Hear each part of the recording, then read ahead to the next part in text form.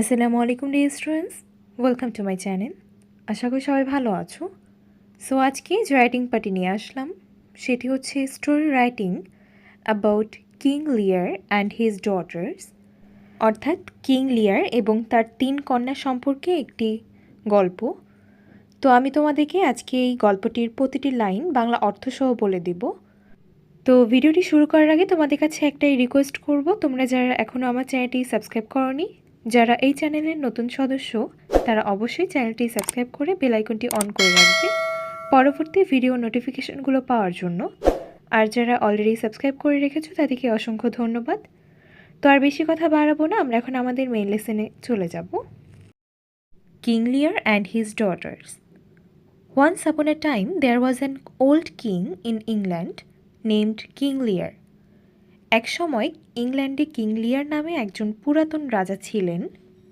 He had 3 daughters whose name was Goneril, Regain and Cordelia. তার 3টি কন্যা ছিল যাদের নাম হচ্ছে গনেরিল, রেগ্যান এবং Cordelia. He loved his daughters very much. তিনি তার মেয়েদের খুব ভালোবাসতেন। He was tired of running the kingdom. তিনি রাজ্য চালাতে চালাতে ক্লান্ত হয়ে পড়েছিলেন। So he decided to divide his kingdom among his 3 daughters. তাই তিনি তার 3 কন্যার মধ্যে তার রাজ্য ভাগ করার সিদ্ধান্ত নিলেন। In order to divide the kingdom, one day King Lear called his daughters and asked them how much they loved him. এখানে him হবে। তো বলল যে রাজ্য ভাগ করার জন্য একদিন রাজা লিয়ার তার মেয়েদের ডেকেছিলেন এবং তাদের জিজ্ঞাসা করেছিলেন যে তারা তাকে কতটা ভালোবাসে।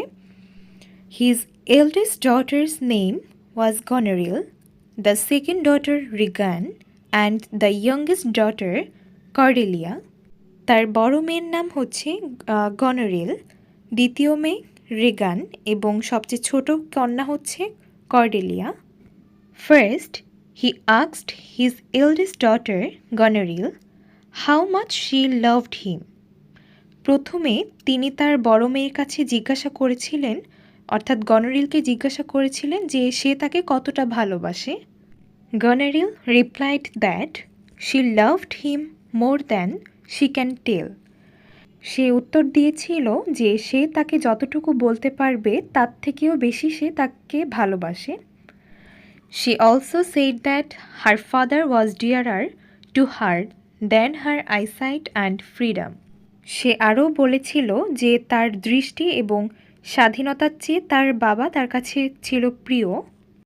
The king was very pleased with the eldest daughter's reply and gave her 1/3 of the kingdom. অর্থাৎ বড় মেয়ের উত্তরে রাজা খুবই খুশি হয়ে তাকে রাজ্যের 1/3 দান করলেন। Then came the turn of the second daughter Regan. এরপরে তার দ্বিতীয় কন্যা রেগানের পালা। She told her father that she loved him like her eldest sister, but her love was little more than that of Goneril. সে তার বাবাকে বলেছিল যে সে তাকে তার বড় বোনের মতো ভালোবাসে, তবে তার ভালোবাসা গনারিলের চেয়ে একটু বেশি ছিল। The king was very pleased to hear this and also gave her 1/3 of the kingdom. রাজা একথা শুনে খুবই খুশি হলেন এবং তাকেও রাজ্যের 1/3 দিলেন। At last, it was the turn of his most adorable little daughter, Cordelia. অবশেষে তার সবচেয়ে আদরের ছোট কন্যা কর্ডেলিয়ার পালা। The king asked her how much she loved him. রাজা তাকে জিজ্ঞাসা করলেন সে তাকে কতটা ভালোবাসে। Cordelia replied that she loved according to her filial duty. Cordelia উত্তর দিয়েছিল যে সে তার দাখিল দায়িত্ব অনুযায়ী তাকে ভালোবাসে। ফিলিয়াল ডিউটি মানে দাখিল দায়িত্ব। নেইদার মোর নর লেস, বেশিও না কমও না। She also said that after her marriage, half of her love will go to her husband. তিনি আরও বলেন বিয়ের পর তার ভালোবাসার অর্ধেক তার স্বামীর কাছে যাবে and the other half will be for her father, এবং বাকি অর্ধেক তার বাবার কাছে যাবে। On hearing this the king goat very angry and told her to shut up. একথা শুনে রাজা খুবই রেগে গেলেন এবং তাকে চুপ থাকতে বললেন। Eventually, the king disinherited his youngest daughter and divided her share of the kingdom between Goneril and Regan. অবশেষে রাজা তার ছোট কন্যাকে উত্তরাধিকার সূত্র থেকে বঞ্চিত করেন এবং তার যেই রাজ্যের ভাগ তা গনারিল এবং রেগানের মধ্যে ভাগ করে দেন। After Cordelia was deprived of her kingdom, the Prince of France took her and married her, attracted by her beauty. Cordelia তার রাজ্য থেকে বঞ্চিত হওয়ার পর ফ্রান্সের প্রিন্স অর্থাৎ যুবরাজ তাকে নিয়ে যান এবং তার সৌন্দর্যে আকৃষ্ট হয়ে তাকে বিয়ে করেন। Actually, the king decided to divide the kingdom between the two daughters and stay with them by turns. প্রকৃতপক্ষে রাজা দুই কন্যার মধ্যে রাজ্য ভাগ করে দেন এবং পালাক্রমে তাদের সাথে থাকার সিদ্ধান্ত নেন।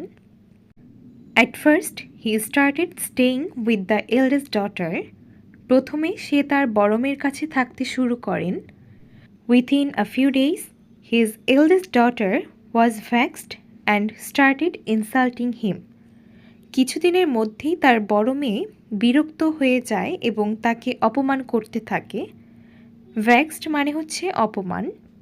Then he took shelter in the house of his elder daughter.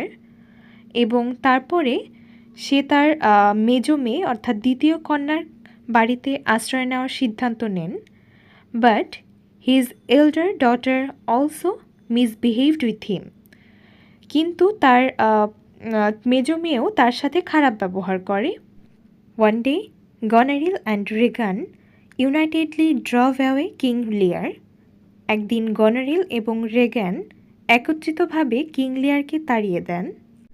Later on, King Lear almost went mad with grief. পরে কিং লিয়ার প্রায় শোকে পাগল হয়ে যাচ্ছিল। Eventually, অবশেষে the youngest daughter Cordelia came to know all.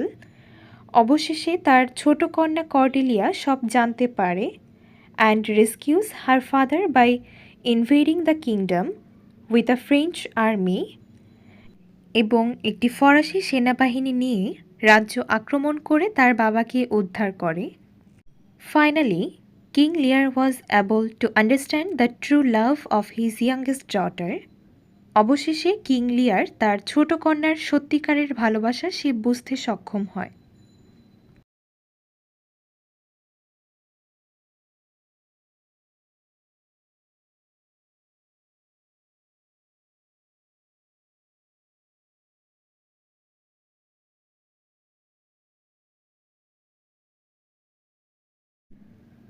So that's the story writing about King Lear and his daughters.